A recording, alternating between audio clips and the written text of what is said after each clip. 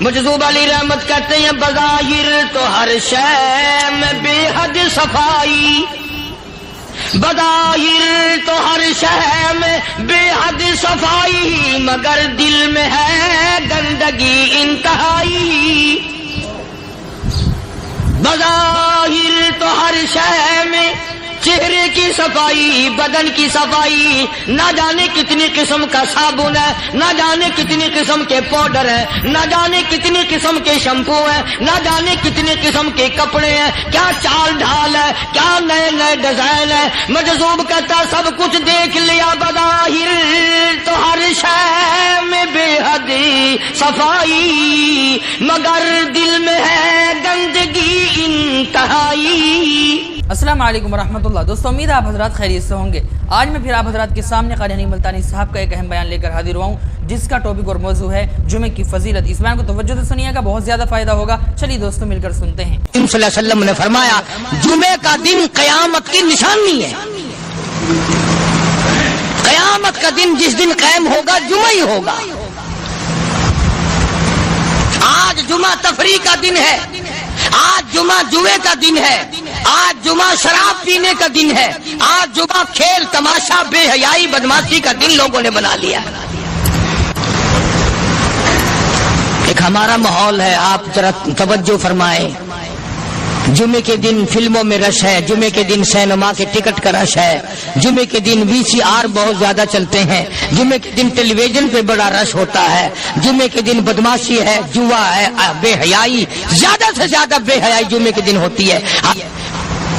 حالانکہ حضور کریم صلی اللہ علیہ وسلم نے فرمایا جمعے کے دن ایک گھڑی ایسی آتی ہے جو مانگو وہی ملتا ہے، جس حال میں کوئی مشغول ہوگا وہی اس کی زندگی کا مستقل ذریعہ بن جائے گا۔ کون سمجھائے تمہیں؟ کس کے اندر طاقت اور جرت ہے کہ قوم کے دھارا پھیر سکے اور قوم کے رخ کو پھیر سکے؟ کون پھیر سکتا ہے؟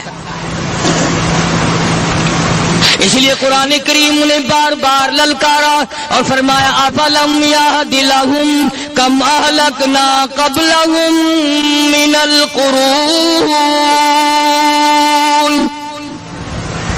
اکڑنے والوں، بدماشی کرنے والوں، بغیرت کمینوں، بعد آؤ، جب میرا قہر جوش میں آئے گا پھر ایک دو کو نہیں، پھر بستی کی بستی، ملک کے ملک اجاڑ کے رکھ دوں گا۔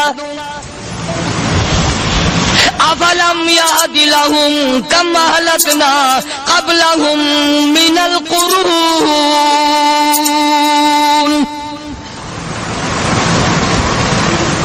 میں نے قرن کے قرن اجاڑ دیے، میں نے روئے زمین کے مالک اجاڑ دیے، میں نے ملکوں کے بادشاہ اجاڑ دیے، میں نے وزیر اعظم اجاڑ دیے، میں نے گورنروں سے بھیک کے ٹکڑے منگوا دیے۔ میں وہ خدا ہوں وَتُعِزُّ مَن تَشَاءُ وَتُذِلُّ مَن تَشَاءُ بِيَدِكَ الْخَيْرُ إِنَّكَ عَلَى كُلِّ شَيْءٍ قَدِيرٌ۔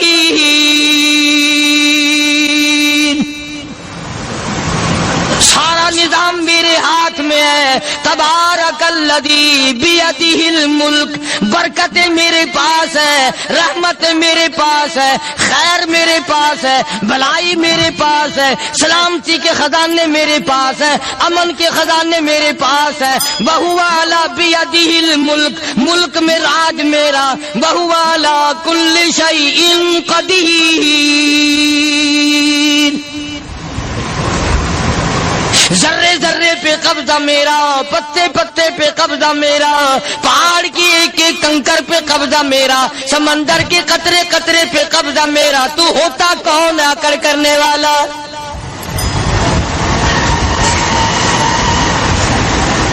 غور نہیں کرتے، سوچتے نہیں ہیں کہ کلام الہی ہمیں کیا بتانا چاہتا ہے۔ جناب عثمان رضی اللہ تعالیٰ عنہ فرماتے ہیں او لوگوں، میں نے ساری زندگی گزار دی، اسلام کے بعد جس دن سے میں نے کلمہ پڑھا آخری دم تک کوئی جمعہ ایسا نہیں، کوئی جمعہ ایسا نہیں گزرا اللہ کے نام پر میں نے ایک غلام خرید کے آزاد نہ کیا ہو۔ پہلے لوگ بھی جمعے کے دن درود پاک کی کثرت کرتے تھے، خیرات کیا کرتے تھے کہ 8 دن کا کفارہ ہو جائے، اللہ تبارک و تعالی راضی ہو جائے۔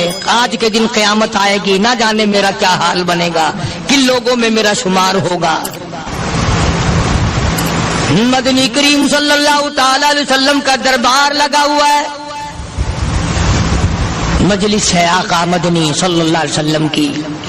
وہ کتنے مقدروں والے جوان تھے جو اپنے محبوب صلی اللہ علیہ وسلم کی مجلس میں بیٹھتے تھے، وہ کتنے خوش بخت اور خوش نصیبے والے لوگ تھے جو اپنے آقا کے سامنے بیٹھتے تھے۔ حضور کریم صلی اللہ علیہ وسلم نے فرمایا مجھے 3 چیزوں سے بڑی محبت ہے، 3 چیزیں بڑی پیاری لگتی ہیں، 3 چیزیں دنیا میں بڑی مرغوب ہیں مجھے۔ فرمایا ایک نماز میری آنکھوں کی ٹھنڈک ہے۔ سرکار کی پسندیدہ بات سنو، فرمایا نماز میری آنکھوں کی ٹھنڈک ہے، جو نماز پڑھتا ہے وہ میری آنکھوں کو ٹھنڈا کرتا ہے، جو نماز نہیں پڑھتا کیا مطلب، وہ مجھے رنج دیتا ہے۔ اور جامع ترمذی میں ایک حدیث موجود ہے، ارشاد ہے حضور کریم سب کہہ دو صلی اللہ علیہ وسلم کا، فرمایا کہ ہر پیر کے دن، ہر جمعرات کے دن ہر امتی کا نامہ اعمال میرے سامنے پیش کیا جاتا ہے، ہر امتی کا اعمال نامہ سرکار کے سامنے کر دیا جاتا ہے، تیرے فلاں امتی کا یہ عمل ہے۔ ذرا مسجد میں بیٹھے ہو، قبلے کی طرف منہ کیے بیٹھے ہو، لوگوں سوچو تو صحیح ہمارے اعمال نامے دیکھ کر آقا کو کتنا رنج ہوتا ہوگا، ہمارے کردار دیکھ کر، ہماری روح سیاہی کو دیکھ کر آقا کو کتنا رنج پہنچتا ہوگا صلی اللہ علیہ وسلم۔ ارے ہم نے حضور کی ذات اقدس کو رنج پہنچایا، پریشانی پہنچائی، تکلیف پہنچائی، پرواہ نہیں کرتے نمازوں کی، نوجوان بھی بوڑھے بھی حج کر کے بھی نماز پڑھتے لوگ، اور اب تو ویسے بھی دانا بینا لوگ ہیں۔ تو آپ نے ارشاد فرمایا کہ میری آنکھوں کی ٹھنڈک نماز میں ہے، 3 چیزیں مجھے پیاری ہیں پوری دنیا میں، 3 چیزیں پسندیدہ ہیں میری۔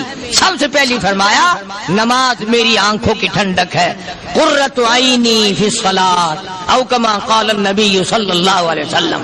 فرمایا جس آدمی، جس امتی کا یہ دل کرے کہ میں نبی کی آنکھ ٹھنڈی ہو، اسے چاہیے کہ نماز پابندی سے پڑھے۔ دوسرا فرمایا وفادار عورت مجھے بڑی پسند ہے، حضور کریم صلی اللہ علیہ وسلم نے فرمایا وفادار عورت، ہائے ہائے ہماری ماؤں سے زیادہ وفادار کون ہوں گی۔ جناب عائشہ صدیقہ رضی اللہ تعالیٰ عنہ فرماتی ہیں کالی کملی والے کے گھر میں 3 مہینے چولہے میں آگ نہیں جلتی تھی،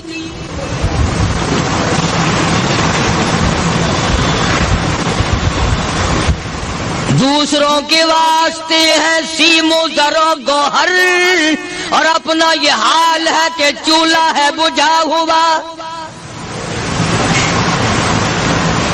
جناب عائشہ صدیقہ رضی اللہ تعالیٰ عنہ فرماتی ہیں ہمیں 24 گھنٹے میں 1 پانی کا پیالہ اور 1 کھجور کا دانہ ملا کرتا تھا۔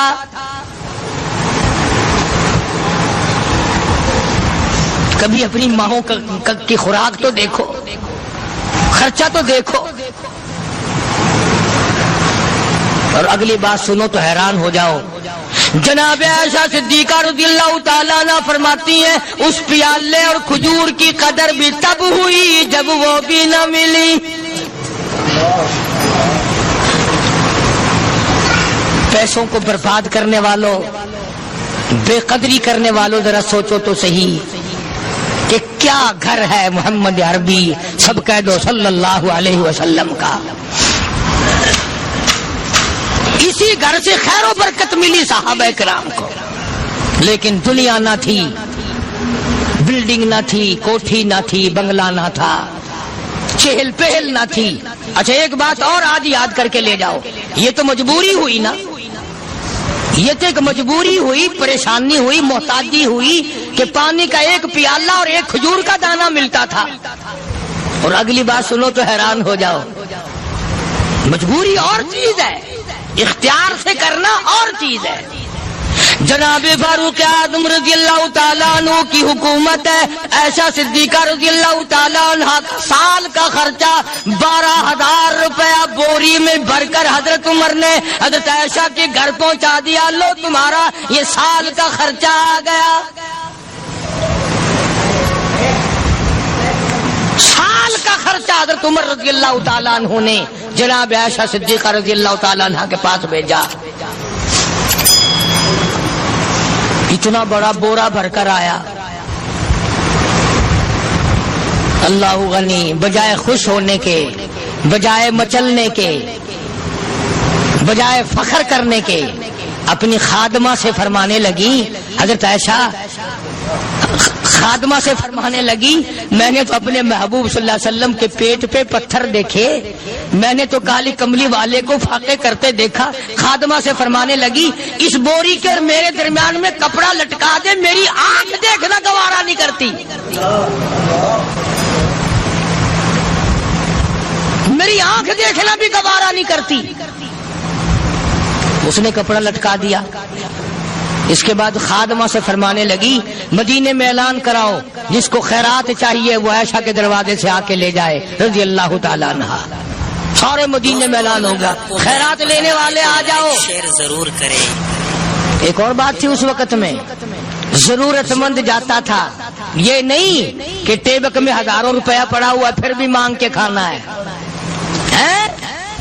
جیب میں ہزاروں روپیہ پھر بھی مانگنا ہے، پلے سے نہیں کھانا.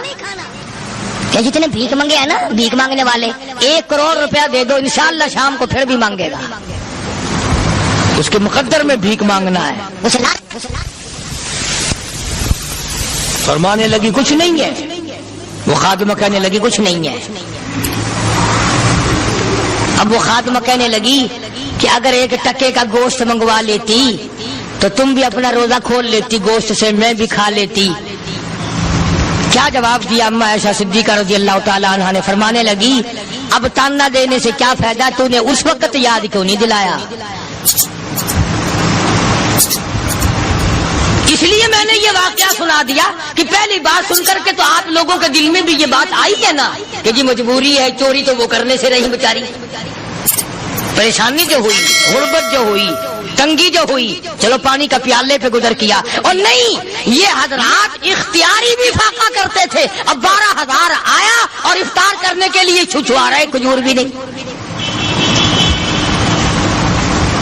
اور ہم تو خدا جانے کب کب تک کا انتظام سوچتے ہیں، پوتے پوتیوں تک کا انتظام جب تک نہ کر لیں اور اولاد در اولاد تک کا انتظام نہ کر دیں اس وقت تک ہماری تسلی تو ہوتی نہیں. اسی کو مجذوب نے بڑے عجیب طریقے سے سمجھایا، کہتا ہے کہ آنے والی کس سے ٹالی جائے گی، آنے والی کس سے ٹالی جائے گی، اور جان ٹھہری جانے والی جائے گی، روح رگ رگ سے نکالی جائے گی، تجھ پہ ایک دن خاک ڈالی جائے گی. تیرے رشتہ دار عزیز اقربا دھڑا دھڑ مٹی پھینک کے ایسے آئیں گے گویا تجھے پہچانتے بھی نہیں. بڑی بڑی عجیب باتیں کہی مجذوب علیہ رحمت نے. اللہ کی رحمت نازل ہو اس کی قبر مبارک پہ آمین کا. کہتا ہے سب کی سب ہیں راہ رہے کوئے فنا، سب چل رہے ہیں فنا کی طرف. اب یہ جو ہم لوگ بیٹھے ہیں نا خوش ہو رہے ہیں، میری 50 سال عمر ہو گئی، میری 60 سال عمر ہو گئی، میری 40 سال عمر ہو گئی، میری 30 سال کم عمر ہو گئی. اور اصل بات ہمارے دماغ میں اپنے آپ کو آخرت کے لیے جس قدر ممکن ہو سکے تیاری کریں. آج کل بڑی رات ہے، سویرے اٹھو، کم سے کم صبح و شام ہر آدمی 1 تسبیح درود شریف کی، 1 تسبیح استغفار کی اور 1 تسبیح تیسرے کلمے کی، یہ تو کم سے کم ہو ہی جائے. بکواس کرتے سو جاتے ہیں، بکواس کرتے اٹھ جاتے ہیں. بلا ہے کوئی زندگی کا معاملہ؟ اللہ سے معافی مانگتا سو جا اور معافی مانگتا اٹھ جا. خدا کی قسم اللہ کا دریائے کرم جوش میں آئے. تو یہ ساری چیزیں میں نے لیے عرض کی. تو وقت پورا کرنے والا حساب نہیں کہ نہ جانے کس کو توبہ کی توفیق ہو جائے. کم سے کم ان 3 تسبیحوں کو ہر مرد عورت لازمی پکڑ لے. ایک تسبیح درود شریف کی، ایک تسبیح سبحان اللہ والحمدللہ ولا الہ الا اللہ واللہ اکبر ولا حول ولا قوۃ الا باللہ العلی العظیم، اور ایک تسبیح استغفر اللہ الذی لا الہ الا هو الحی القیوم واتوب الیہ یا استغفر اللہ ربی من کل ذنب واتوب الیہ، اور ایک تسبیح درود شریف کی اللہم صلی علی سیدنا مولانا محمد وعلی آل سیدنا مولانا محمد مبارک وسلم وصلی علیہ. جب ایک مرتبہ درود بندہ پڑھے گا 10 بار اللہ کی رحمت آئے گی، 10 گناہ معاف ہوں گے، 10 درجے بلند ہوں گے، 10 خطائیں معاف کر دی جائیں گی. تو کتنا بڑا اجر ہے. خصوصاً بوڑھوں کو چاہیے کہ وہ گپوں میں اپنا وقت خراب نہ کریں. خدا کی قسم قبر میں جانے کے بعد تجھے ایک سانس کی مہلت. پر مجھے اس بات کا افسوس ہے کہ آپ لوگ پورا مضمون سننے کی کوشش نہیں کرتے، بلکہ بعض لوگ بالکل اخیر میں سر سے، ایک ہے جمعے کی فضیلت حاصل کرنا، ایک ہے جمعہ پڑھنا، ایک ہے سیروں لہاونا. اس میں بڑا فرق ہے. ایک ہے سر سے اتارنا اور ایک ہے اس کی فضیلت کا حاصل کرنا. حدیث پاک میں آتا ہے کہ جمعے کے دن فرشتے دروازے پہ کھڑے ہو کر کے حاضری لگاتے ہیں. ہاں، اللہ صاحب مل کی ٹیکسٹائل مل کی حاضری کا تو پتا ہے، مسجد کی حاضری کا کوئی پتا نہیں. اگر دیر ہو جائے تو وہ گیٹ کیپر واپسی کر سکتا ہے، اگر دیر میں آیا تو یہ فرشتہ نہیں کہتا، وہ لانتی ہوا پیچھے سے.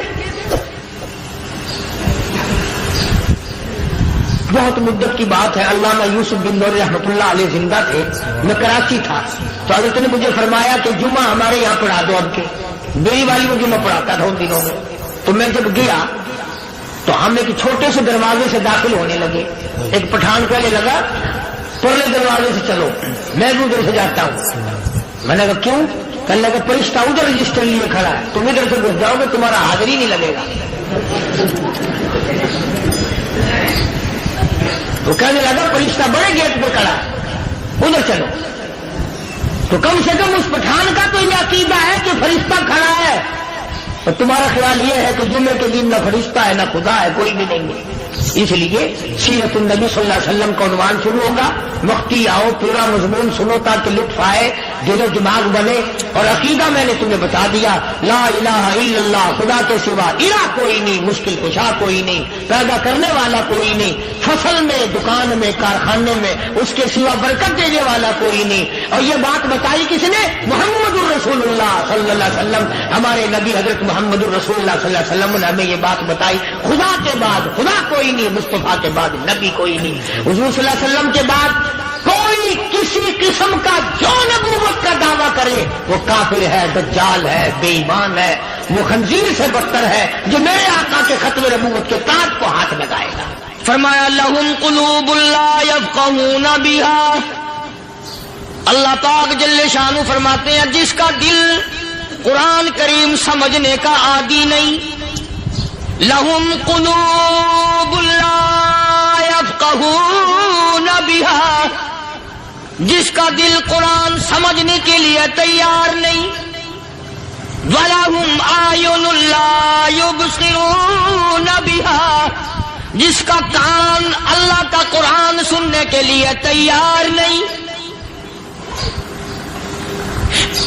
أَمْ لَهُمْ آذَانٌ لَا يَسْمَعُونَ بِهَا، أَمْ لَهُمْ آذَانٌ يَسْمَعُونَ بِهَا، جس کا کان خدا کا قرآن سننے کو تیار نہیں. خدائی فیصلہ سنو، اللہ کے قرآن کا فیصلہ سنو، اللہ کے کلام کا فیصلہ سنو. جس کا کان میرا کلام سننے کے لیے تیار نہیں، جس کو میرا قرآن سن کے مزہ نہیں آتا، جس کو میرا کلام سن کے حلاوت نہیں آتی، جس کو میرا کلام سن کے لذت نہیں آتی، جس کی روح تازی نہیں ہوتی، جس کو لطف نہیں آتا، جس کو کیف نہیں آتا، جس کو سرور نہیں آتا، جو میرا قرآن سننے کو تیار نہیں، جو میرا قرآن آنکھوں سے دیکھنے کو تیار نہیں، جو میرا قرآن سننے سمجھنے کے لیے تیار نہیں. آؤ پھر خدائی فیصلہ سنو. فرمایا اولئک کالانعام،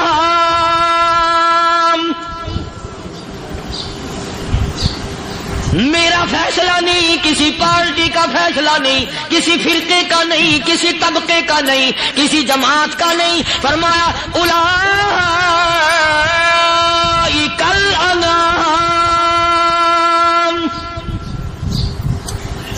پیدا کرنے والا مالک و خالق کہتا ہے مجھے اپنی کبریائی کی قسم یہ سارے جانور ہیں.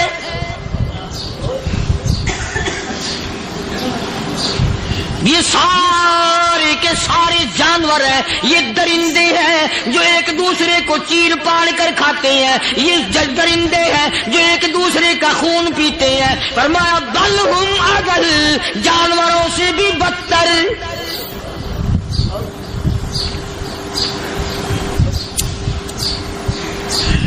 جس کے دل میں قرآن سن کر ترس نہیں، جس دل میں رحم نہیں، اپنے سے کمزور دیکھ کر جس کے دل میں شفقت نہیں، مہربانی کا مادہ نہیں.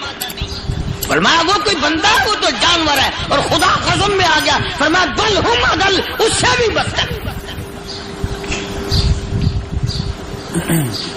اللہ والے جو ہیں وہ ان خصلتوں کو دور کراتے ہیں اور وہ آدمی کے مزاج اور دل میں سے ایسی چیزیں نکالتے ہیں جو اس کی بربادی کا ذریعہ بنتا ہے. دل کی بیماریوں کا کسی کو فکر نہیں.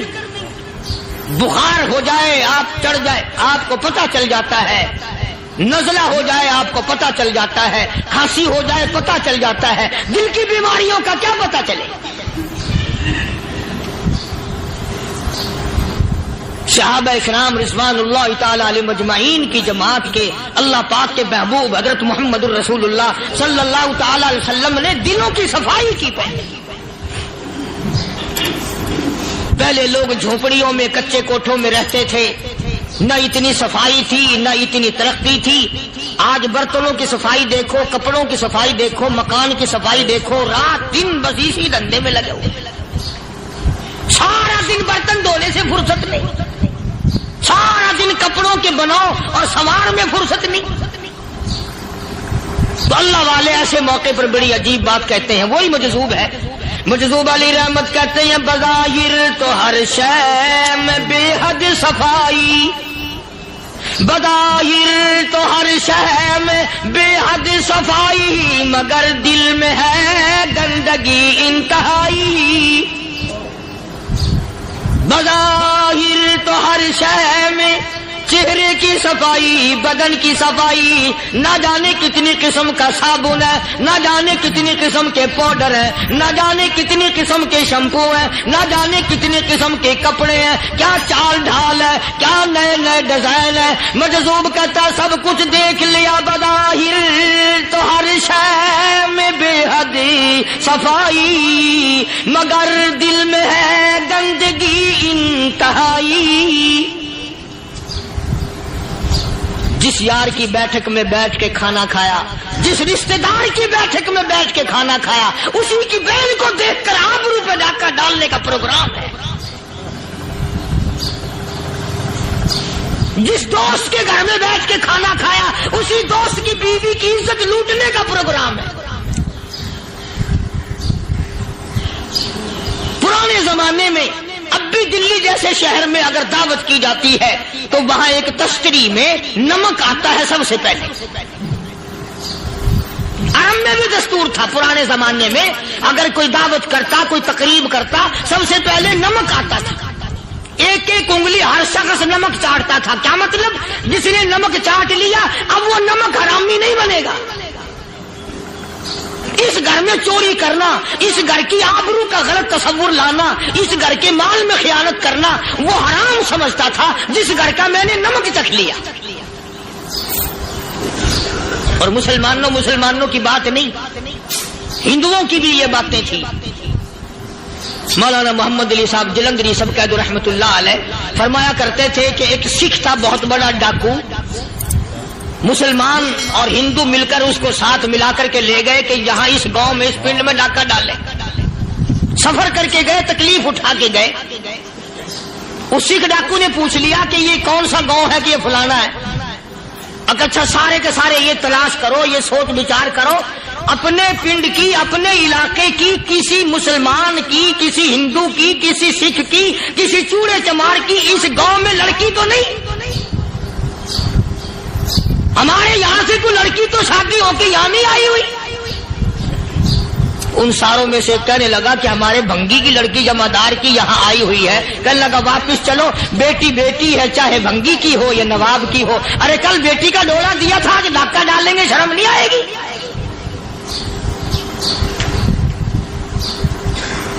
آج وہ تصور کہاں چلے گئے؟ اور ہم سب روتے پھرتے ہیں سکون نہیں، سکون نہیں، اطمینان نہیں. ارے اطمینان آئے گا کیسے؟ ہمارے دل بے ایمان ہے، نیتیں خراب ہے، آئے گا کہاں سے؟ صحابہ کرام رضوان اللہ تعالی علیہ مجمعین کی جماعت نے اس قدر اس بات پہ محنت کی اور کوشش کی کہ غلط لقمہ بھی پیٹ کے اندر نہ چلا جائے. چنانچہ میں اعلان کہتا ہوں، 1,29,000 صحابہ کرام، کالی کملی والے کے دیوانے اور پروانے، حضور کے یار جانثار، حضور کے ساتھ فاقہ کھانے والے، فاقوں مرنے والے، پتھر کھانے والے، اپنے بچوں کے ٹکڑے ہوتے ہوئے دیکھ کر لا الہ الا اللہ محمد الرسول اللہ کی صدا بلند کرنے والے صحابہ کرام کا یہ حال تھا. پیدل سفر کر کے جاتے تھے یہودی عیسائی، شام نکل گئے، فلسطین نکل گئے، ہندوستان آ گئے، 2 سال لگ جاتے تھے. اپنی جوان بیٹیوں کو مسلمانوں کے گھروں میں چھوڑ کے آ جاتے تھے. کبھی نگاہ نبوت نے جن کو رنگ دیا تھا، کبھی کسی صحابی پہ ذرہ برابر الزام نہیں لگا. ان یہودیوں کا، ان عیسائیوں کا یہ عقیدہ تھا کہ محمد صلی اللہ علیہ وسلم کے جو غلام ہیں، ان کی نگاہ بھی پاک ہے، ان کے دل بھی پاک ہیں، ان کے ارادے بھی پاک ہیں، ان کے ہاتھ بھی پاک ہیں.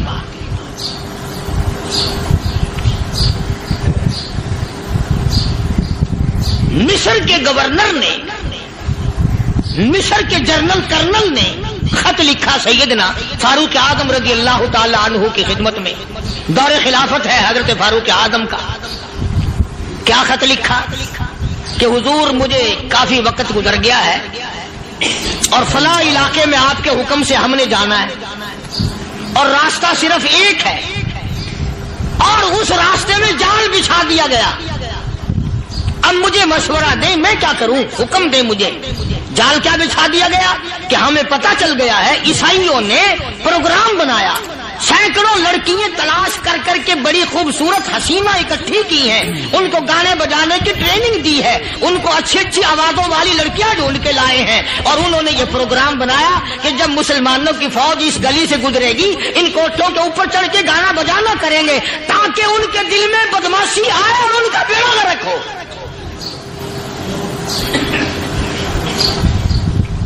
کبھی کافر کا یہ عقیدہ تھا کہ مسلمان کا دل بگڑا تو یہ گیا، اس کی نیت میں خرابی آئی اور یہ تباہ ہوا. جناب فاروق اعظم رضی اللہ تعالیٰ عنہ نے اسے یہ خط نے لکھا کہ تو قرآن پڑھا کر، تو نفل پڑھا کر. امیر المومنین خلیفۃ المسلمین سیدنا فاروق اعظم رضی اللہ تعالیٰ عنہ نے اپنے جنرل کرنل کو خط لکھا کہ اس میں لمبی چوڑی فکر کی کوئی بات نہیں، اس میں کوئی پریشانی والی بات نہیں، کوئی سوچ و بچار والی بات نہیں. سارے تیری فوج میں، تیری کمان میں مسلمان ہیں، سب کو اکٹھا کر لے، ساروں کو اکٹھا کر کے قرآن کریم کے سورت نور کی 2 آیتیں سنا دے.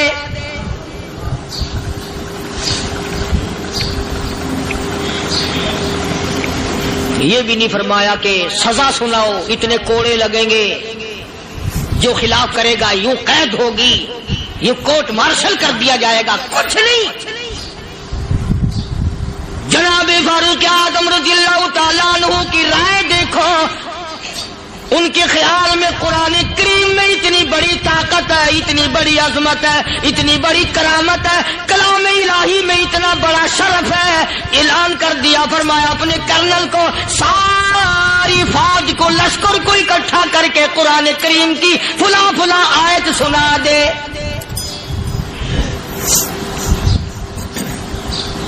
اور اس کے بعد بے دھڑک فوج کو، لشکر کو اسی راستے سے گزار کے لے جا. بے دھڑک لے جا. ہائے کبھی قرآن کی 2 آیتوں سے کام بن جاتا تھا، اب سارے قرآن سے میرا تیرا کام نہیں بنتا. قصور قرآن کا نہیں ہے، یہ میرا تیرا ہے. یہ تو اتنی وفادار کلام ہے، اتنی پاک کلام ہے، خدا کی قسم. ہزاروں رجسٹروں کے گتے، ہزاروں چائے کے ڈبے، ہزاروں مٹھائی کے ڈبے، لاکھوں کروڑوں دوائیوں کے ڈبے گندے نالوں پہ، کوڑیوں پہ، روڑیوں پہ پڑے ہیں، اور جس گتے نے قرآن کے ساتھ یاری لگا لی، خدا کی قسم کوئی آدمی بغیر وضو اس گتے کو بھی ہاتھ نہیں لگا سکتا.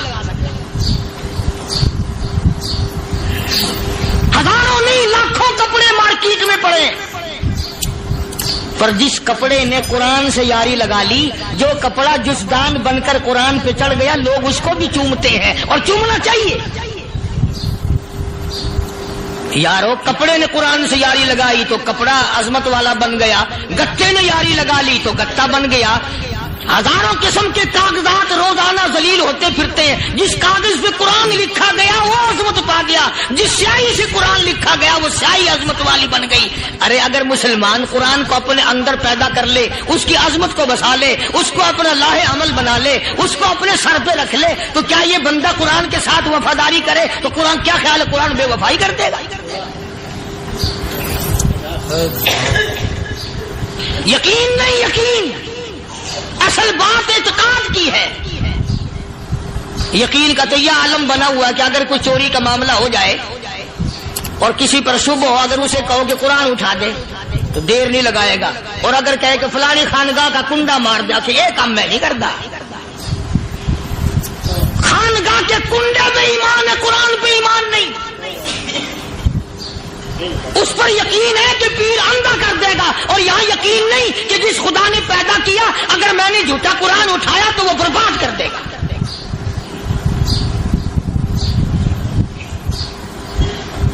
عجیب عجیب لوگ. چنانچہ مصر کے کرنل نے، مصر کے جنرل نے ساری فوج کو اکٹھا کر لیا. اس نے بھی یہ بات تو نہیں کہی کہ فاروق اعظم کو دوبارہ خط لکھتا کہ حضرت یہ تو 2 آیتیں آپ نے لکھی، یہ تو سارا قرآن روز پڑھتے ہیں، پر بنے گا کیا؟ جیسے فاروق اعظم کا یقین تھا، فاروق اعظم کی فوج کے کرنل کا بھی یقین ہے، فاروق اعظم کے فوج کے جنرل کا بھی یقین ہے. اس نے ساری فوج کو اکٹھا کیا، لشکر کو جمع کیا، اور اس کے بعد کہنے لگا قل للمؤمنین یغضوا من ابصارکم وَيَحْفَظُوا فُرُوجَهُمْ ذَلِكَ أَزْكَىٰ لَهُمْ إِنَّ اللَّهَ خَبِيرٌ بِمَا يَصْنَعُونَ. او لوگو، خدا تمہیں کہتا ہے اپنی آنکھوں کی حفاظت کرو. اگر تمہاری نظریں غلط جگہ پڑی، اپنی عزت کی حفاظت کرو، اپنی آبرو کی حفاظت کرو. اگر غلط نظریں پڑی، غلط استعمال ہوئی، ان اللہ خبیر بما یصنعون.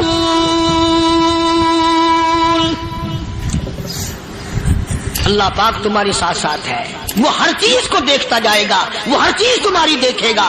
چنانچہ تاریخ شاہد ہے، ابن حشام نے لکھا ہے، ابن خلدون نے لکھا ہے، اور کئی مورخین نے لکھا ہے کہ جب مسلمان جنرل نے، مسلمان کرنل نے اپنی فوج کو قرآن کی 2 آیتیں سنائی اور اس کے بعد حکم دیا چلو، تمام کا تمام لشکر چل رہا ہے. ادھر ڈھول بجا، دھماکے بجے، گانا شروع ہوا، گانا بجانا شروع ہوا، ساری فوج نکل گئی، سارا لشکر چلا گیا. لڑکیوں نے دیکھا کہ یہ تو ختم ہو گئے، نیچے آواز دے کے کہنے لگی اور جانے والوں یہ ساری فوج کئی اندھوں کی فوج تو نہیں.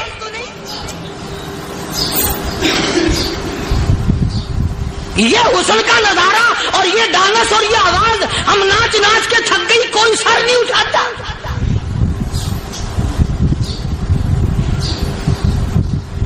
اور آج دیکھ لیں آپ، ہر گھر کے اوپر وہ لگا ہوا ہے ایریل، لعنت کا ایریل لگا ہوا ہے، لعنت کا ایریل. حاجیو تم کیا کہتے ہو کہ ہمارے گھر کا اس میں کیا بگڑے گا؟ خدا کی قسم وہ بگڑتا ہے، وہ دیمک لگتی ہے، وہ تباہی پھرتی ہے، تمہیں پتہ بھی نہیں چلتا. تم نے کیا سوچ رکھا ہے؟ مسلمان کرنل کے حکم پہ ساری فوج نکل گئی. ناچنے والی گانے والی لڑکیاں عیسائیوں کی حیران ہیں. کیا ہوا؟ لاکھوں کی تعداد میں فوج گزر گئی, کوئی نگاہ اٹھا کے نہیں دیکھتا. ایک مسلمان سپاہی گزرتا گزرتا نیچی نظریں کیے کہنے لگا سر کیسے اٹھائے, نگاہ کیسے کوئی اٹھائے گا؟ یہ سارے کے سارے اللہ کا قرآن سن کر آئے ہیں.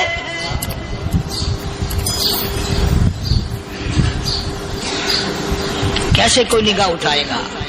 کیسے کوئی سر کو اٹھائے گا؟ یہ سارے کے سارے اللہ کا قرآن سن کر آئے ہیں. ان کا عمل ہوا نا قرآن پہ, ان کے عمل کا کتنا بڑا اثر پڑا. مورخین نے لکھا, ابن حشام لکھتا ہے عیسائی لڑکیوں نے چھلانگے لگا دی, کوٹھی سے نیچے آ گئی, کہنے لگی عام مسلمانوں وہ قرآن ہمیں بھی سنا کے جاؤ جس میں اتنی اسپرٹ ہے, اتنی طاقت ہے, جو حسن کے نظارے سے روک دے, جو گانے بجانے سے روک دے. یہ تو آدمی کے دل کا سکون ہے. نہ گانا سنتے ہو نہ حسن کا نظارہ کرتے ہو. جاتے والے یوں نہ جاؤ, ہمیں بھی وہ قرآن سنا کے جاؤ.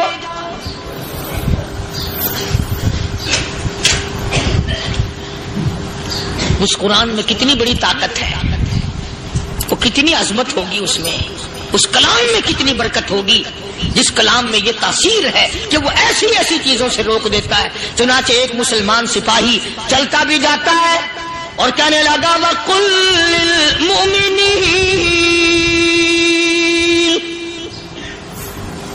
وَقُلْ لِلْمُؤْمِنِينَ, قرآن کی آیت پڑھ کے سنائی. سینکڑوں نہیں بے شمار لڑکیاں ایک مسلمان کی زبان سے اللہ کا قرآن سن کے کہنے لگی اور جانے والوں چھوڑ کے نہ جاؤ, ہمیں بھی کلمہ پڑھاؤ.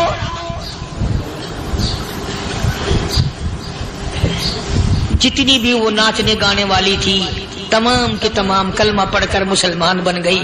اور مورخین نے لکھا ہے آخری دم تک قرآن کی شیدائی اور دیوانی بن کے گزری ہے. پھر وہ لڑکیاں جو رات دن حسن و جمال کا پیکر بنی رہتی تھی, علماء نے لکھا ہے جب موت آئی ایک ایک کے بدن میں کپڑے لباس میں موت آئی تو 50-50 ٹاکی لگی ہوئی تھی.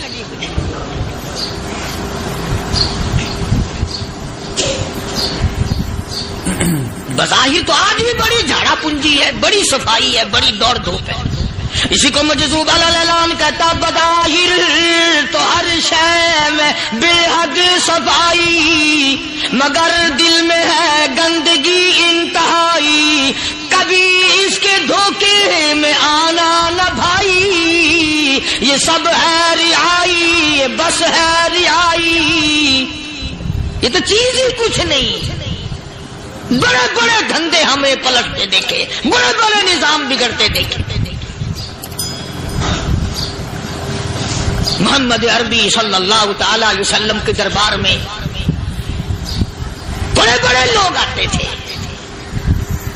اللہ غنی, نگاہ نبوت نے جس کو رنگ دیا سبحان اللہ, پھر قیمت جو بن گیا وہ اسلام کی دولت سے پیچھے نہ ہٹا.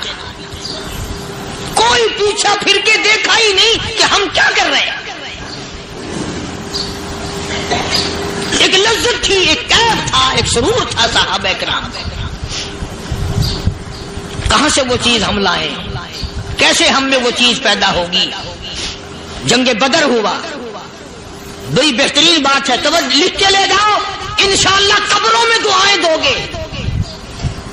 جنگ بدر ہوا, 70 سے زیادہ کافر پکڑے گئے, مدینے میں پکڑ کے قیدی بنا کر کے لائے گئے. تنگ دستی کا زمانہ ہے, 1 سال نہیں ہوا مسلمان گزر کے آئے تھے, مار کھا کے آئے, پریشان ہو کر آئے, دن دولت چھوڑ کر لٹا کر آئے. ان کے پلے کیا تھا. شام کا وقت ہوا, مدنی کریم صلی اللہ تعالی علیہ وسلم نے مسجد کے دروازے میں کھڑے ہو کر اعلان فرما دیا, کون ہے کون ہے جو میرے مہمانوں کو کھانا کھلائے. اور وہ مہمان کوئی شہنشاہ نہیں تھے, ہیں بھی کافر، ہیں بھی اسلام کے دشمن، آئے بھی صحابہ کرام کو مارنے، میدان جنگ سے پکڑ کے لائے گئے، جنگی قیدی ہیں. اس نبی کی طرف کبھی منہ کیا کر جس نبی کا تو غلام ہے، امتی بنا پھرتا ہے. فرمایا کون ہے جو میرے مہمانوں کو کھانا کھلائے؟ صحابہ کرام میں سے کسی نے 2 پکڑ لیے، کسی نے 1 کو ساتھ لے لیا. ایک بنادار سا غریب سا صحابی ہے، اس نے ساتھ لے لیا ایک مہمان اور گھر لے کے گیا. بیوی کو کہنے لگا کہ کھانا کتنا ہے؟ کہ بس 1 آدمی جوگا ہے، 1 آدمی کی کافی ہوگا. کان میں کہنے لگا اپنی بیوی کے، دستور تھا عرب کا، مہمان اور میزبان اکٹھے کھایا کرتے تھے. اپنی گھر والی کے کان میں کہنے لگا کہ اس کے آگے کھانا رکھ دیں گے مہمان کے، جب یہ کھانا شروع کر دے گا کسی بہانے سے دیوا بجھا دیو، میں یوں ہی منہ کو خالی ہلاتا رہوں گا، یہ کھانا کھا لے گا، پیٹ بھر جائے گا اس کا.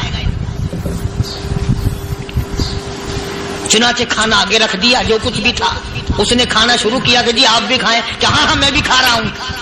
بس یوں ہی کھانے میں بھی ہاتھ لگائے، منہ کو بھی ہاتھ لگائے اور منہ کو چلائے بھی برابر. بیوی نے چراغ بجھا دیا.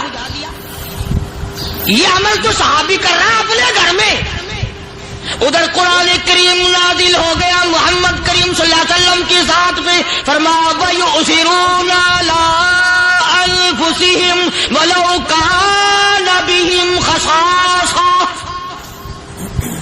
وَمَن يُوقَ شُحَّ نَفْسِهِ فَأُولَٰئِكَ هُمُ الْمُفْلِحُونَ. اور میرے محبوب مبارک ہو، تیری امت میں ایسے لوگ بھی ہیں جو اپنا منہ خالی ہلا رہا ہے، بیوی بھوکی بیٹھی ہے، چراغ بجھائے بیٹھی ہے اور اپنے ہاتھ کو خالی چلا رہا ہے اور میرے بندے کا پیٹ بھر رہا ہے. اور میرے محبوب مجھے اپنی عظمت کی قسم، میں تیری ان دیوانوں پہ جنت واجب کر چکا.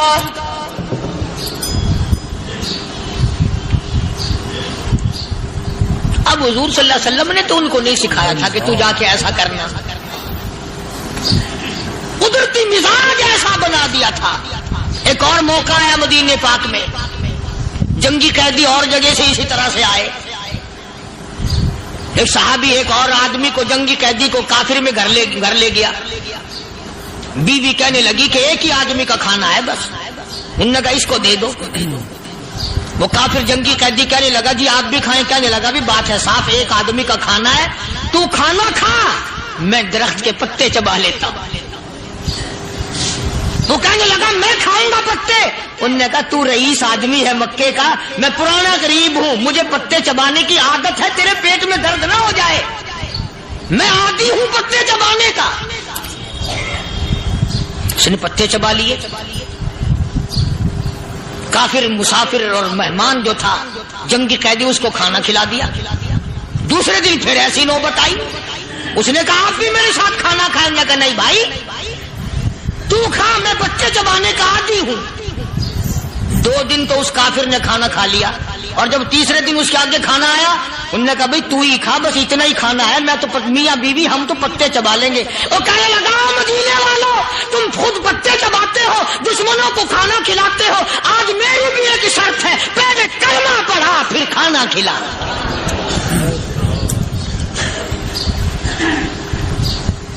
آج میری بھی ایک شرط ہے. 2 دن کے عمل نے کفر کو مٹا دیا، اسلام چمک گیا. 2 دن کے عمل نے. میرا تیرا 60 سال کا عمل ہے، کبھی کسی کافر کو مسلمان بنایا؟ الٹے ہی کام، ہر غلط، ہر معاملہ الٹا ہی ہے. ہر آدمی بیزار ہوتا ہے، یار دین تو کچھ نہیں، یار اسلام کچھ نہیں، یارو ایمان کچھ نہیں. اسی کو قرآن کریم نے للکار کے آواز دے کے فرما دیا لوگوں ایسی گڑبڑ نہ کرو ورنہ میں وہ خدا ہوں. فأخذتكم الصاعقة وأنتم تنظرون. جبریل امین نے ایک چیخ ماری، ساری قوم کے جگر پھٹ گئے. میں وہ خدا ہوں لا تركضوا وارجعوا إلى ما أترفتم فيه ومساكنكم لعلكم تسألون. لوگ مکان چھوڑ کے بھاگتے ہیں، ماحول چھوڑ کر بھاگتے ہیں، معاشرہ چھوڑ کر کے بھاگتے ہیں. خدا کہتا آؤ جن مکانوں پہ تمہیں ناز تھا وہ یہ کھڑے بھاگ کر رہے. اسی کو قرآن کریم کہتا ہے ان الذین قالوا ربنا اللہ ثم استقاموا. وہ آدمی جس نے لا الہ الا اللہ محمد الرسول اللہ صلی اللہ علیہ وسلم پڑھا، اللہ کی توحید کا اقرار کر لیا، او میرے مالک تیرے سوا میرا کوئی مشکل کشا نہیں، حاجت روا نہیں، میرے دل کے بھید کو جاننے والا نہیں، میری بگڑی بنانے والا کوئی نہیں، اجڑوں کو بسانے والا کوئی نہیں، کھیتی کو آباد کرنے والا کوئی نہیں، ایک دانے سے سینکڑوں دانے بنانے والا تیرے سوا کوئی نہیں.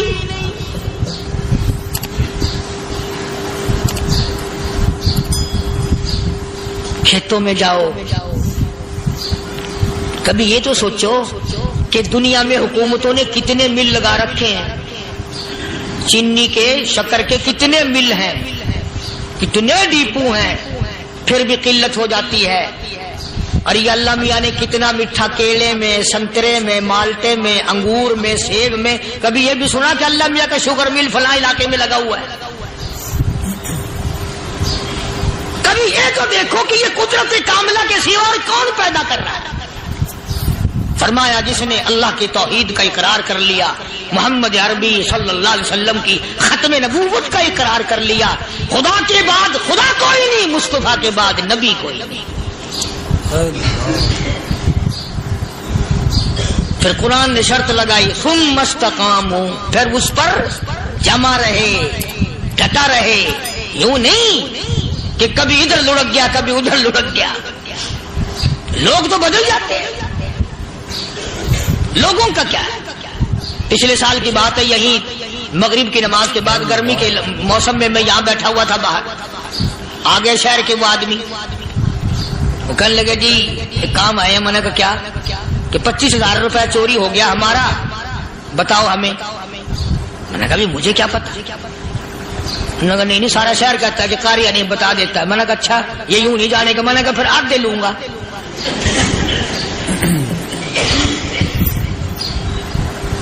25,000 گم ہوئے ہیں نا، 12.5 میرے 12.5 تمہارے. کہنے دیکھو نا جی بال بچے چھوٹے چھوٹے غریب بچے ہیں جن کے وہ پیسے ہیں. میں نے کہا اچھا میں بادشاہ لگا ہوا ہوں.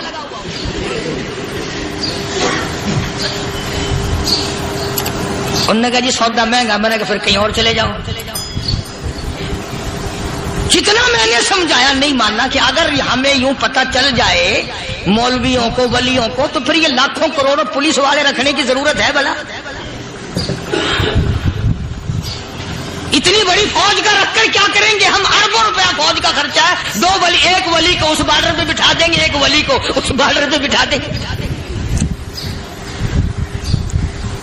پھر ہم بڑھانا دیں گے اولیاء کرام رجمت. ذہنیت ماری گئی، سمجھ نہیں پاتے، دین کے قریب نہیں آتے لوگ، سمجھتے نہیں. فرمایا ثم استقاموا تتنزل علیہم الملائکۃ الا تخافوا ولا تحزنوا وابشروا بالجنہ التی کنتم توعدون. قرآن کہتا ادھر ولی کی موت آتی ہے، ایسا آدمی جو اپنے کلمے پہ جمع رہے، شرک و بدعت کی لعنت سے بچے، کفر و نفاق سے بچے. ادھر موت آتی ہے، ادھر فرشتے کہتے ہیں گھبرانا، غم نہ کر، بہشت کے دروازے تیرے لیے سارے کھلے ہوئے. وَلَكُمْ فِيهَا مَا تَشْتَهِي أَنفُسُكُمْ وَلَكُمْ فِيهَا مَا تَدَّعُونَ. فرمایا ہم تمہاری ہر اس تمنا کو پورا کریں گے، ہر اس آرزو کو پورا کریں گے، جو مانگو گے وہی ملے گا، جو کہو گے وہی دیا جائے گا۔ نحن اولیاؤکم فی الحیات الدنیا وفی الآخرہ، ہم دنیا میں بھی تمہارے کارساز ہیں، ہم آخرت میں بھی تمہارے کارساز ہیں، ہم دنیا میں بھی تمہارے دوست ہیں، آخرت میں بھی تمہارے دوست ہیں، اور خدا کے یہاں وہ انعام ملے گا۔ اللہ غنی، رائی کے دانے کے برابر نیکی کی ہوگی، جب پہاڑوں کے برابر ثواب ملے گا تو آدمی حیران ہوگا، یا اللہ تیرے جیسا بینک تو کسی کا بھی نہیں۔ رائی کا دانہ لے کر پہاڑ واپس کر دیا، مالک نے نجات کا ذریعہ بنا دیا۔ فرمایا نزلا من غفور رحیم،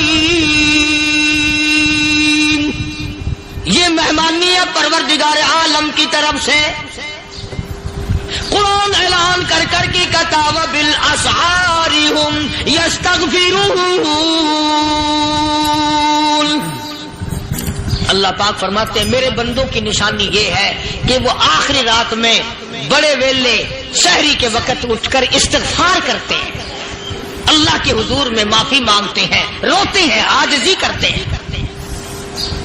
کہتا کہ ایک تڑپ سی دل میں امنگتی ہے، ایک درد جگر میں ہوتا ہے، ایک تڑپ سی دل میں امنگتی ہے، ایک درد جگر میں ہوتا ہے، ہم رات کو رویا کرتے ہیں جب سارا عالم سوتا ہے۔ سب لوگ سوئے ہوئے ہوں اور اللہ کا دروازہ کھٹکھٹا، اندھیرے میں مالک کے کائنات کے سامنے جھولی پھیلا، اپنی بگڑی کا سوال کر، اپنی مشکلات اس مالک کے سامنے پیش کر جو سارے جہان کا خالق و مالک ہے۔ عقیدہ بھی بناؤ، اعمال بھی بدلو، مزاج بدلو، طبیعتوں میں انقلاب لاؤ، اور لوگوں ان گھروں کو مسلمانوں والے گھر بناؤ۔ تم برا مان کے جاؤ یا بھلا مان کے جاؤ، میں اپنے عقیدے کی بات کو چھپاتا نہیں۔ جس گھر میں کوئی مرد عورت قرآن کے کھولنے والا نہیں، میں اس گھر کو مسلمان کا گھر نہیں کہتا، وہ چوڑے اور کرار اور سکھ کا گھر ہے۔ تمہیں یہ سکھایا کس نے ہے کہ مرنے کے بعد قرآن پڑھا جاتا ہے اور ساری زندگی میں نہیں پڑھا جاتا؟ یہ قرآن مردوں کے لیے تھوڑی آیا، یہ زندوں کے لیے آیا۔ حدیث پاک میں آتا ہے، حضور کریم سب کہہ دو صلی اللہ علیہ وسلم نے فرمایا، عیسیٰ علیہ الصلوۃ والسلام ایک قبرستان سے گزرے، گورستان سے گزرے تو ایک قبر کو دیکھا، وہ نبی ایسا تھا، اس کے معجزات ایسے تھے۔ قبر میں دیکھا تو ایک بڑھیا جل رہی ہے، سڑ رہی ہے، تباہ ہو رہی ہے، رو رہی ہے۔ تو عیسیٰ علیہ الصلوۃ والسلام پناہ کر کے وہاں سے گزر گئے۔ چند دنوں کے بعد جو اسی قبر کے پاس سے گزرے تو عیسیٰ علیہ السلام کو دھیان آیا کہ اس قبر میں ایک بڑھیا بڑی عذاب بھگت رہی تھی، مگر اس دن جو دیکھا وہ تو عیش میں بیٹھی ہے، تخت میں بیٹھی آرام کر رہی ہے۔ سیدنا عیسیٰ علیہ الصلوۃ والسلام نے اللہ پاک سے سوال کر دیا، الہی مرنے کے بعد تو آدمی کوئی نیکی بھی نہیں کر سکتا، اس نے کیا کر لیا کہ اس کا سارا نظام بدل گیا؟ آواز آئی، اے عیسیٰ لکھ کے لے جاؤ یہ بات، حضور کا فرمان ہے۔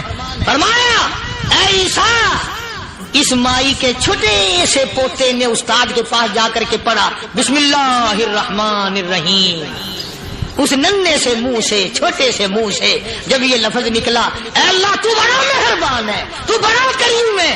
عیسیٰ چھوٹے سے منہ سے جب نکلا، وہ تو معصوم تھا، اس کے منہ سے جب نکلا نا کہ میں بڑا مہربان ہوں، میں نے اس معصوم بچے کے صدقے میں اس کی دادی پہ کرم کر دیا۔ اس کے نام میں بڑی برکتیں ہیں، اس اللہ کا نام لینے میں بڑی برکتیں ہیں۔ گڑ میں مٹھاس ہے، اللہ کے نام میں مٹھاس نہیں۔ ٹافیوں میں مٹھاس ہے، اللہ کے نام میں مٹھاس نہیں۔ تم نے چکھ کے نہیں دیکھا، اگر تم چکھ لو خدا کی قسم دنیا کی کوئی چیز اچھی نہ لگے اللہ کے نام کے مقابلے میں۔ اللہ پاک مجھے اور آپ سب کو اپنا نام لینے کی توفیق عطا فرمائے، اپنے قرآن کی تلاوت کرنے کی توفیق عطا فرمائے، اور اپنا ذکر اور اپنا فکر اور اپنے شکر کی توفیق عطا فرمائے، اور اللہ پاک ہم سب کو یہ ہمت دے کہ مرتے دم تک ہم قرآن سے یاری کریں، قرآن سے وفاداری کریں۔ کو لکھ بھیجا، ابو بکر کے یہاں اس سے کم آٹے میں گزارا ہو سکتا ہے، اتنا آٹا کم کر دیا جائے۔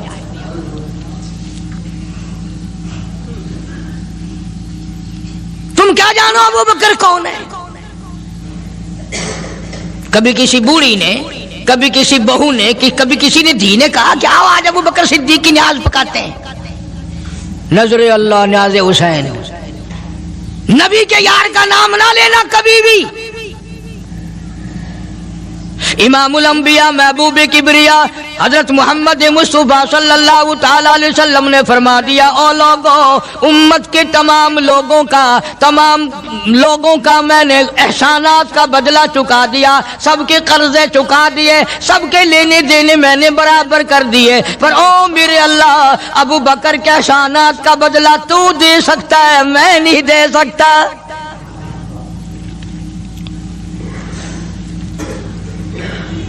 सारा घराना बड़ा अजीब है, घर का घर बड़ा अजीब है। हिजरत फरमाकर तशरीफ ले गए नबी करीम सबका जो सल्लल्लाहु अलैहि वसल्लम की ज़ात अक़दस के साथ तशरीफ ले गए। सिद्दीक़ अकबर का वालिद जिंदा है, अबू कुहाफा बूढ़ा है, आंखों से नाबीना है, अभी ईमान नहीं लाया हिजरत वाली रात तक, बाद में लाया है। लाठी के सहारे घर आया, पता तो चल गया ना कि रात चला गया नबी के साथ मेरा बेटा, और आके पोतियों को कहने लगा, क्यों अस्मा जी दादा जान, मेरा तो अपना ख्याल ये है कोई टेडी, कोई पैसा, कोई कपड़ा, कोई गल्ला तुम्हारे लिए नहीं छोड़ के गया होगा। बावजूद काफिर होते हुए उस वक्त तक अबू बकर का वालिद मुसलमान नहीं, लेकिन जानता है कि मेरे बेटे को नबी की इतनी मोहब्बत है, वो इतना कुर्बान है, वो इतना परवाना है और इस कदर जानिसार है, कोई शय घर में नहीं छोड़ के गया होगा। सैयदा अस्मा रज़ी अल्लाह ताला अन्हा, छोटी सी बच्ची है सिद्दीक़ अकबर की, कहती है कि मैंने एक हीला बनाया, हमारे यहाँ दीवार में एक आला सा मेरे वालिद ने बना रखा था, उसमें पैसे रखते थे, तो मैंने वहां ये मिट्टी के टूटे हुए बर्तनों के ठिप्पर डाल दिए और ऊपर कपड़ा डाल दिया, और मैंने अपने दादा से कहा, नहीं दादा जान, अब के तो अब्बा जी ने हद कर दी, बहुत सारा माल हमारे लिए छोड़ के गए हैं। उन्होंने कहा, बेटी मेरा यकीन नहीं पड़ता, वो नबी के बगैर एक पैसा तो क्या, वो अपनी जान पीछे रखने को तैयार नहीं। उन्होंने कहा, नहीं दादा जरा आओ तो सही। कहती हैं कि मैंने अपने दादा का यूं हाथ पकड़ के, दिखता तो था नहीं, उस कपड़े के ऊपर ऊपर फेर दिया कि देखिए ये आला है ना, ये ताक झाला कि सब भरा पड़ा है। ये कहने लगा, अच्छा अच्छा अच्छा, बहुत अच्छा किया, तुम्हारा गुजारा हो जाएगा, मुझे बड़ा फिक्र था, मुझे बहुत परेशानी थी, अब मैं बेफिक्रा हो गया कि तुम्हारे लिए तुम्हारा अब्बा खाने पीने के लिए तो छोड़ गया। सैयदा अस्मा कहती है, हालांकि जिस वक्त मैंने ये कार्रवाई करके दिखाई, हम 2 दिन के भूखे थे।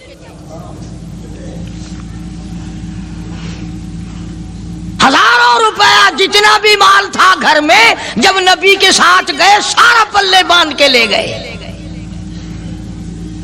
ना जाने कहां काम आएगा। ये वो सैयदा अस्मा रज़ियल्लाहु ताला अन्हा जिसका हाल ये है, सारा दिन खजूरों की गुठलियां इकट्ठी करती है, शामन को हामन दस्ते में कूट कर शाम को पानी में घोल कर पी जाती है, सारी रात मुसल्ले पे खड़ी होकर कुरान पढ़ती है।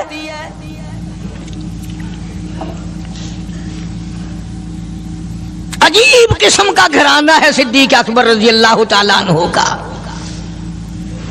गुर्बत नहीं थी, सारे का सारा कुर्बान करके गुर्बत बना दी। नहीं देखा आल को, नहीं देखा माल को, नहीं देखा अपनी जान को, सब कुछ कुर्बान कर दिया। इमामुल अंबिया महबूब किबरिया हजरत मोहम्मद मुस्तफा सल्लल्लाहु ताला अलैहि वसल्लम ने इस कदर रफाकत जोड़ी, इस कदर यारी बनाई कि कभी भी अलग नहीं हुए। आज तुम कुरान पढ़ते हो, कारी हनीफ कुरान पढ़ता है, क्या असर होगा किसी पे? जनाब अबू बकर सिद्दीक रज़ियल्लाहु ताला अन्हु मक्का मुकर्रमा में नमाज की नियत बांध कर कुरान करीम की तिलावत करते हैं। उलमा ने लिखा है कि पहाड़ भी हिलने लग जाते थे,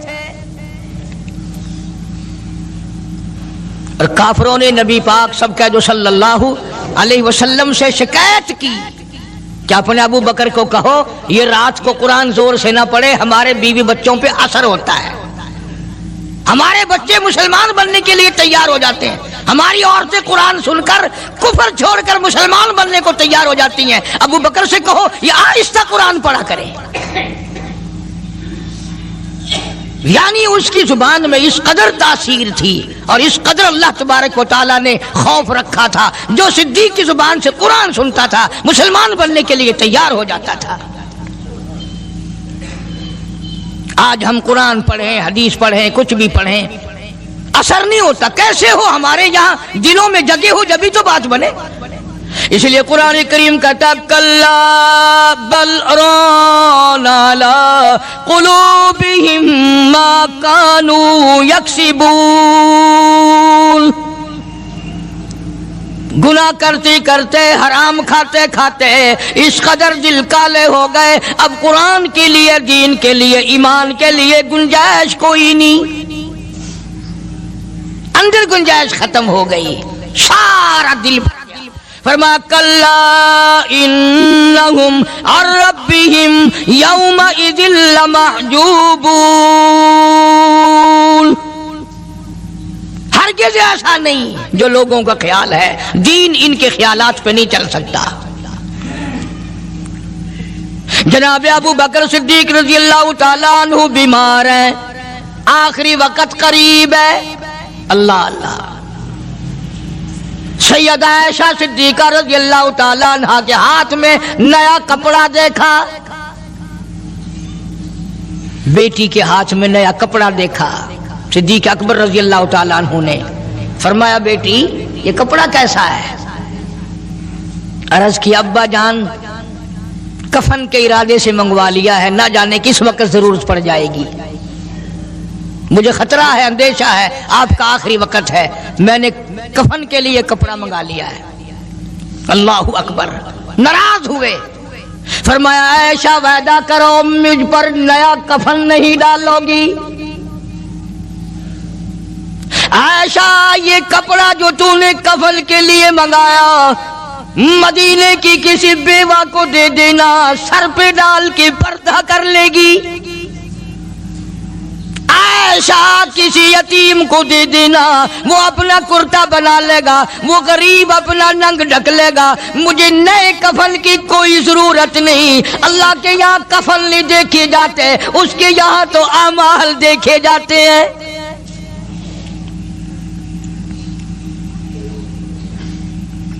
حضرت عائشہ رضی اللہ تعالی عنہا نے اصرار کر دیا، ابا اجازت دے دو، اب تو میں نے منگا لیا ہے، اب تو میں نے منگا لیا ہے، دنیا کیا کہے گی؟ وقت کا حکمراں، وقت کا بادشاہ، نبی کا جانشین کو کفن بھی نہیں ملا۔ پھر دوسرا رخ اختیار کیا ہے صدیق اکبر سب کا جو رضی اللہ تعالیٰ عنہ، فرمایا عائشہ او میری بیٹی، نبی کریم صلی اللہ تعالی علیہ وسلم کا آخری وقت تیری گود میں آیا، تیرے سامنے آیا، تو نے آقا مدنی صلی اللہ علیہ وسلم کا آخری وقت دیکھا۔ حضرت عائشہ رونے لگی، ہاں میں نے دیکھا، سب کچھ مجھے معلوم ہے، پر عائشہ شہنشاہ کائنات کا کفن بتا۔ اس مدنی کریم صلی اللہ علیہ وسلم کا، دو جہان کے بادشاہ کا، یتیموں کے وارث کا، بیواؤں کے سہارے کا، دو جہان کے سردار، دو جہان کی رحمت حضرت محمد کریم صلی اللہ علیہ وسلم کا کفن بتا۔ حضرت عائشہ رونے لگی، عرض کی ابا جان جن کپڑوں میں سرکار اس دنیا سے تشریف لے گئے ان کپڑوں میں 12 پیوند تھے، 12 ٹاکیاں تھی۔ فرمایا عائشہ پھر تیرا کیا خیال ہے، میرا محبوب ٹاکیوں میں گیا ہو میں نئے پہن کے جاؤں؟ جن کپڑوں میں میری وفات ہو یہی میرے کفن میں استعمال کرنا، یہی کپڑے مجھے کفن میں دے دینا جو میرے جسم پہ ہیں، اس لیے کہ جب میں اپنے آقا سے ملوں گا تو شرمندگی نہ ہو۔ اور آج ذہن یہ ہے کہ میت کے کپڑے کو ہاتھ بھی نہ لگانا، پہننا تو درکنار، ہاتھ لگانے کو تیار نہیں، گھر میں رکھنے کو تیار نہیں، یوں لکڑی سے اٹھا کر پرے پرے پھینکتے ہیں، آگ لگاتے ہیں، نہلانے والے کو دے دیتے ہیں، وہ بھی نہیں پہنتا، یوں ہی گلیوں میں نالیوں میں پھینک جاتا ہے۔ نہ تیرا باپ مرا، جب تجھے نفرت ہے کپڑوں سے، مردہ نوانے والے کا وہ ماما لگتا ہے، وہ کیوں پہنے؟ عرض کرنے کا مقصد یہ کہ ان حضرات کی زندگی تو دیکھو، اور وفات شریف سے پہلے 2.5 برس جو وظیفہ لیا، جو تنخواہ لی سرکاری خزانے سے،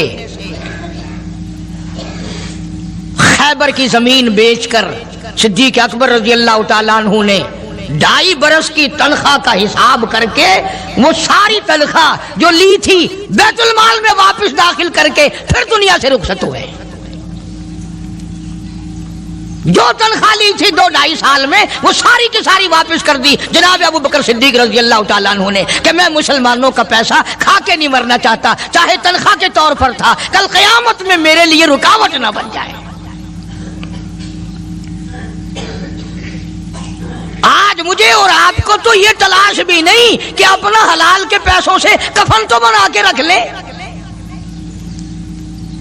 ایئر کنڈیشن کا ہر وقت ذکر ہے، گھر میں ہونا چاہیے، فریج ہونا چاہیے، پنکھے ہونے چاہیے، یہ ہونا چاہیے، کار ہونی چاہیے، موٹر ہونی چاہیے، یہ ہونا چاہیے، اور کبھی گھر میں یہ ذکر بھی ہوا کہ حلال کا کفن بھی ہونا چاہیے۔ وہ کدھر سے آئے گا؟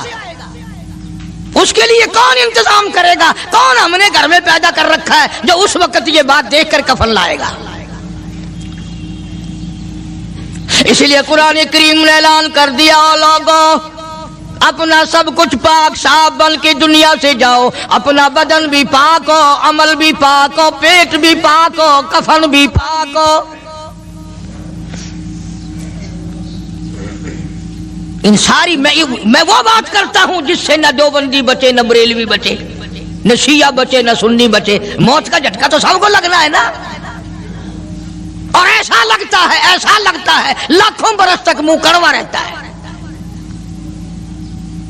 جناب صدیق اکبر رضی اللہ تعالیٰ عنہ نے وہ تنخواہ جو لی تھی ساری زندگی میں، وہ بھی بیت المال میں واپس کر دی، اور تمام کے تمام لوگوں کے حقوق چکا دیے۔ باقی جو بات رہی وہ سیدھی کمتر مرحوم کہتا ہے، ادا صدیق دا اسلام تے قرضہ بقایا ہے، اجا صدیق دا اسلام تے قرضہ بقایا ہے، جتا جس دے ہاتھوں اس آخری زمین دسایا ہے، وصولی دا نہ چنتا نہ لکھوایا صحابہ نے۔ مدنی کریم صلی اللہ تعالی علیہ وسلم کے جانثار، نبی کا یار، نبی کا وفادار، ہر وقت کا ساتھی، اسی غم میں رہتا ہے۔ اور وصیت کی کہ مجھے غسل دینا، میرے انہی کپڑوں میں دفن کرنا، اور فرمایا میرا جنازہ اٹھا کر حجرے مبارک کے سامنے لے جانا، حجرے عائشہ کے سامنے لے جانا، توجہ کرنا، نیند نہ کرو۔ اور یوں فرمایا نبی پاک صلی اللہ علیہ وسلم کی جہاں قبر شریف ہے، حضور کا حجرہ ہے، روضہ ہے، دروازے پہ کھڑے ہو کر آواز لگانا، کالی کملی والے صدیق آ گیا ہے۔ فرمایا اگر اجازت ہو تو اندر دفن کرنا، اور اگر اجازت نہ ہو تو جنت البقیع میں لے جانا۔ علماء کہتے ہیں کہ جب میت کو جا کر کے روض اقدس صلی اللہ علیہ وسلم کے سامنے رکھا اور آواز لگائی تو دروازہ خود بخود کھل گیا، اور آواز آئی دیر نہ کرو، محبوب کو محبوب سے ملا دو۔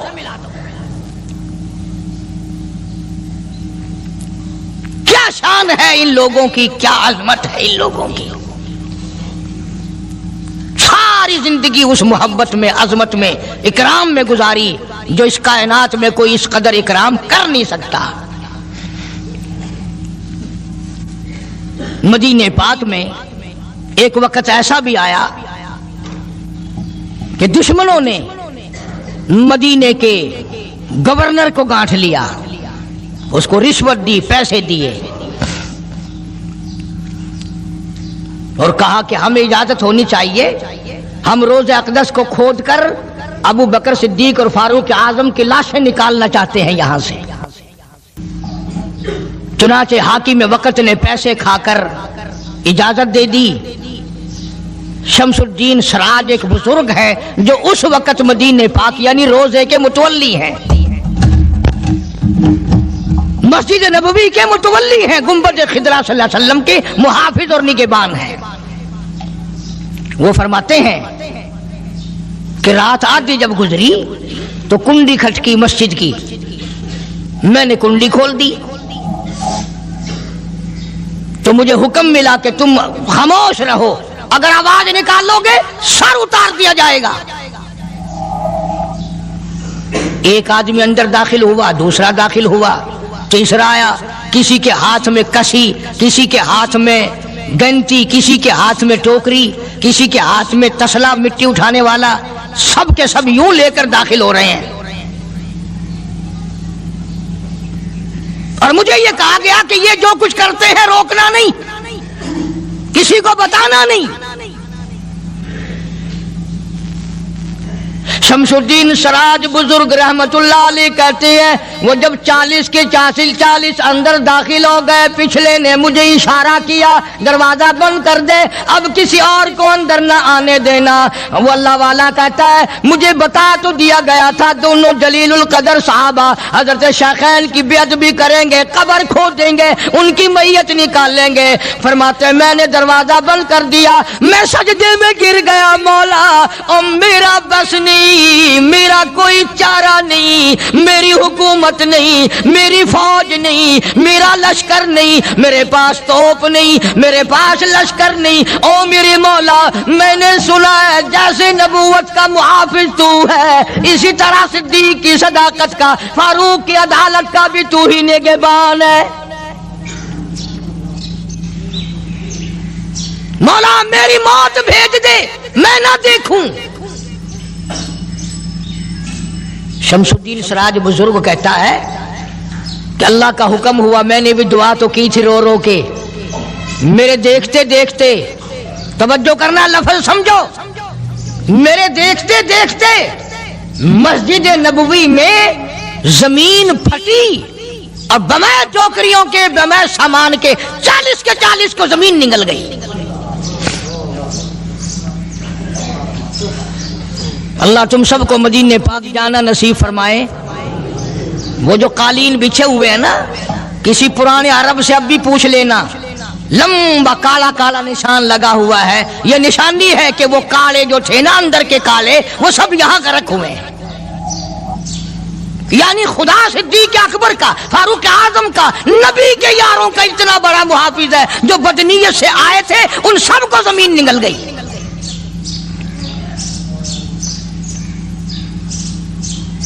ایک اللہ والا کہتا ہے کہ میں نے مدینہ پاک میں حاضری دی اور حضور کریم صلی اللہ علیہ وسلم کے روضہ اقدس پہ سلام پڑھا، اور میں صدیق اکبر کے موضع شریف کے سامنے کھڑا ہو کر سلام عرض کر رہا تھا، پڑھ رہا تھا۔ میں جب واپس ہٹنے لگا تو ایک آدمی مجھے کہنے لگا آپ کہاں سے آئے ہیں؟ اس نے بتایا کہ میں فلاں جگہ سے آیا ہوں۔ کہ آپ بڑے نیک آدمی معلوم ہوتے ہیں، بڑا اچھا سلام پڑھ رہے تھے، تعریف اچھی کر رہے تھے، میرے یہاں کھانا کھانے چلو۔ اللہ والا کہتا ہے کہ میں اس کی باتوں میں آ گیا کہ چل بھائی، مدینے کا آدمی ہے، مدینے کا آدمی ہے، دعوت کر رہا ہے، انکار کروں تو سنت کے خلاف، انہوں نے کہا چل بھائی، لے گیا۔ اور وہاں جا کر ایک مکان میں اس اللہ والے کو بند کر کے، کوٹلی میں اس کو زنجیروں میں باندھ کر اس کی زبان کاٹ دی۔ تو نے صدیق کی اتنی تعریف کیوں کی؟ اور پھر چھوڑ دیا کہ جا صدیق سے ٹھیک کرا کے دکھا۔ وہ پھر مسجد نبوی میں آیا۔ دوستو امید ہے قاری حنیف ملتانی صاحب کا یہ بیان جمعے کی فضیلت سے متعلق آپ کو بہت زیادہ پسند آیا ہوگا۔ بیان پسند آیا ہو تو ویڈیو کو لائک شیئر اور ہمارے چینل ایم ڈی حمزہ سنبری کو سبسکرائب کرنا بالکل نہ بھولیے گا۔ ملتے ہیں اگلی ویڈیو میں، اگلی ویڈیو تک کے لیے اللہ حافظ، السلام علیکم ورحمۃ اللہ۔